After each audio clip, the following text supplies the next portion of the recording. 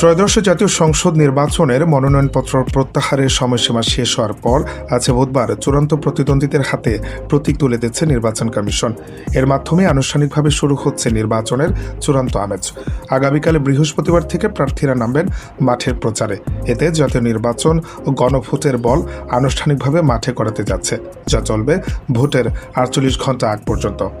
কয়েকদিন ধরে নানা জল্পনা কল্পনার পর গতকাল শেষ হয়েছে মনোনয়ন প্রত্যাহারের আনুষ্ঠানিকতা। যারা ভোটে লড়াই থেকে সরে দাঁড়ানোর তারা সরে গেছেন, এখন মাঠে রয়েছেন শুধু চূড়ান্ত প্রার্থীরা। আজ প্রতীক পাওয়ার পর আগামীকাল থেকে শুরু হবে আনুষ্ঠানিক প্রচার। এরই মধ্যে মাইকিং সহ প্রচারের সব প্রস্তুতি সেরে রেখেছেন প্রার্থীরা। সকাল থেকে প্রার্থীরা তাদের কর্মী সমর্থকদের নিয়ে ঝাঁপিয়ে পড়বেন। ভোটারদের দাঁড়ে দাঁড়ে যাওয়া পথসভার উঠান বৈঠকে মুখর হয়ে উঠবে পাড়া মহল্লা। সারা দেশে শীতের আমেজের সঙ্গে যোগ হচ্ছে নির্বাচনী উষ্ণতা।